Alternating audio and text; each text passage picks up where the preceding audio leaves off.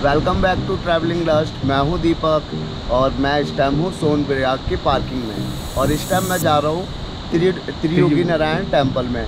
ये टेम्पल जो है विष्णु जी का टेम्पल है और इस टेम्पल में शिव जी और पार्वती जी की शादी हुई थी। विष्णु जी ने इस विवाह में पार्वती जी के भाई की भूमिका निभाई थी और ब्रह्मा जी ने इस विवाह को संपूर्ण कराया था। अब चलते हैं उसी मंदिर की तरफ। अब हम पहुंच चुके हैं मंदिर पे और आप देख सकते हैं मंदिर की एंट्री यहाँ से है। और बताओ इसके अलावा मंदिर में क्या क्या था। आज हम त्रियोगी नारायण मंदिर में पहुंचे हुए हैं। इस मंदिर के अंदर एक अग्नि कुंड है, जिसके अंदर क्या होता है कि जो अग्नि, उसकी जो ज्वाला जी है, अग्नि जो है वो 24 आवर पूरे साल चलती रहती है, हमेशा चलती रहती है।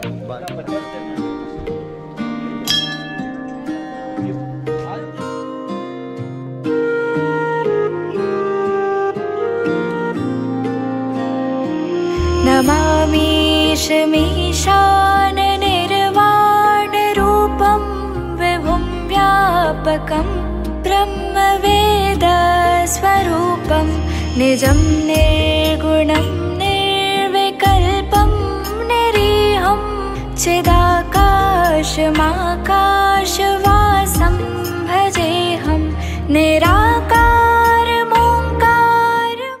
अब हम आ चुके हैं मंदिर में। मंदिर की डिटेल जो है पंडित जी बताएंगे। यहाँ पे पंडित जी बताइए। हाँ, तो त्रियोगी नारायण में पहले आप लोगों का स्वागत है। त्रियोगी नारायण इसलिए इसका नाम पड़ा है, त्रेता युग में भगवान विष्णु का 52 अवतार ऋषि अदिति और माँ अदिति और ऋषि कश्यप के गर्भकुल में जन्म होने के कारण तीनों लोगों को जीतने वाले भगवान विष्णु 52 अवतार, जिन्होंने राजा बलि से 3 पग पृथ्वी मांगी थी, उनका ये जन्म स्थली है। इसलिए इसका नाम तीनों लोगों को जीतने वाले भगवान त्रियोगी नारायण कहा गया है। इसी जगह पे त्रेता युग में भगवान विष्णु द्वारा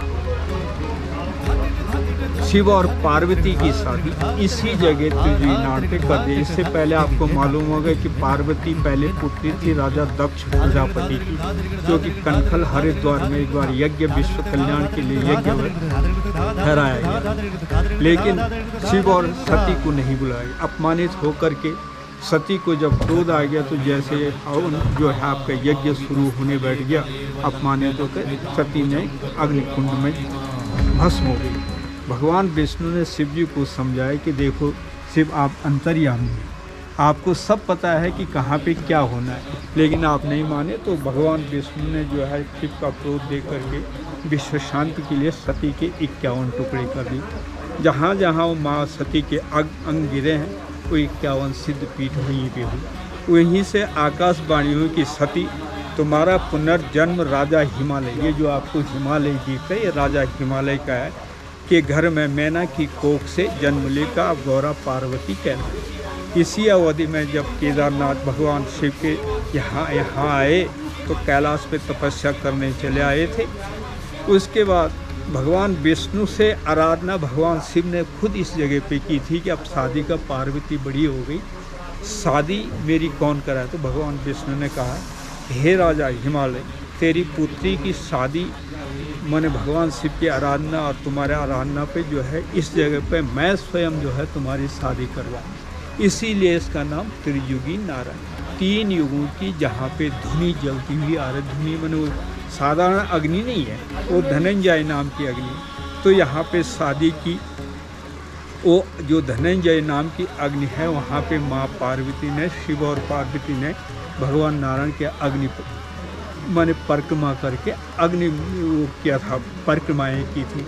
लगन जिससे कहते हैं ना, फेरे फेरते अग्नि फेरे, इसी जगह लगाए थे। हाँ, तो ये जो थाली है आप इसका महात्म्य समझ लीजिए।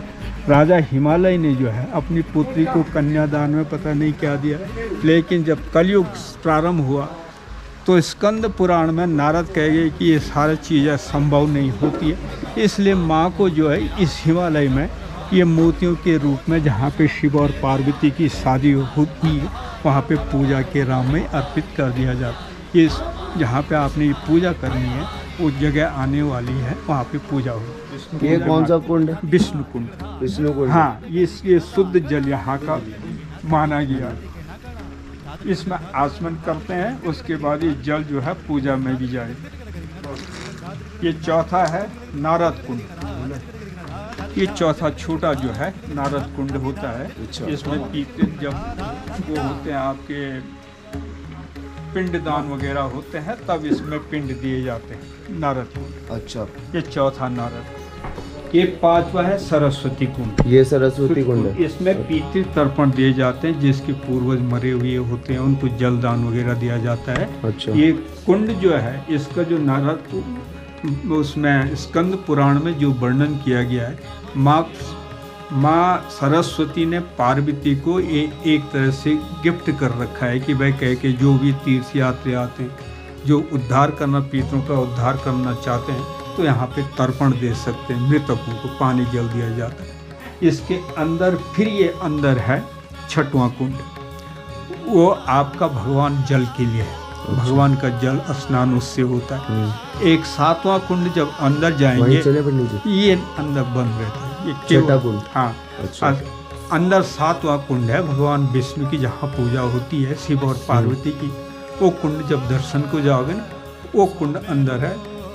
ये 7 कुंड यहाँ पे प्रसिद्ध। यही धर्मशिला है जहाँ पे शिव और पार्वती की शादी हुआ है, यही जगह है।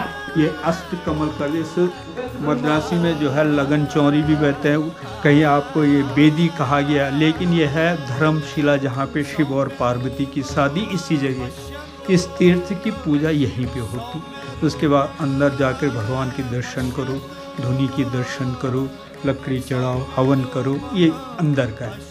ये जो किला दिखता है ये वाला। अच्छा। ये गाय बांधने का किला है।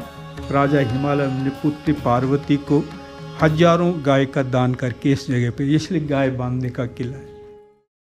जटाटवी गलज्जल प्रवाह पावित स्थले गलेव लंब्य लंबितांबुजंग तुंग मालिका।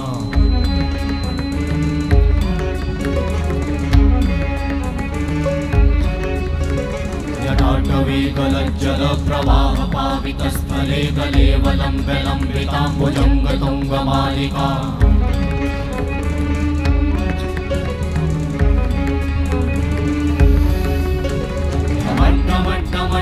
निनाद वड्डमर्वयं चकार चंड तांडवं तनोतु नः।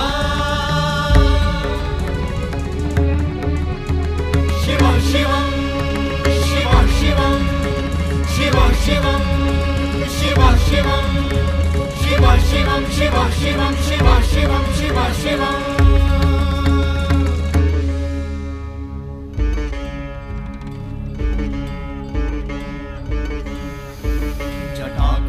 संभ्रमा भ्रमन्निलिम्प निर्झरी विलोल वीचि वल्लरी विराजमान मूर्धनि।